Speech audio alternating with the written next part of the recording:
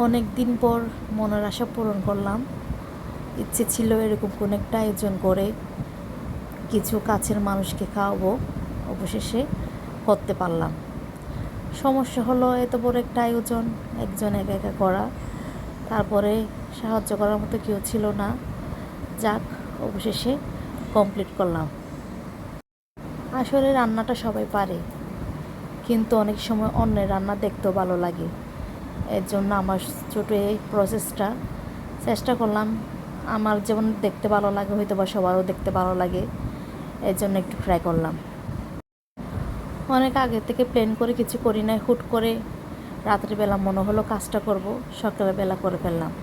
এর জন্য অল্প আয়োজনে হাতের কাছে যা ছিল তা দিয়ে করে ফেললাম।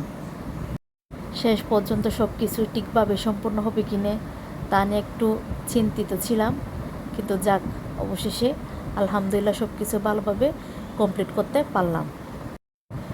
এক তো 2-3 দিন ধরে বৃষ্টি, তার উপর হচ্ছে তাড়াহুড়া।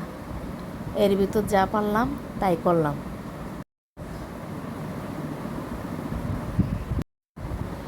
টাইমলি সব কিছু রান্না করে টাইমলি দিয়ে আসতে পারলাম, এটা হচ্ছে মনের প্রশান্তি। আশা করছি যারা খাবে তারা তৃপ্তি সহকারে খাবে, হয়তো বা এদেরও ভালো লাগবে।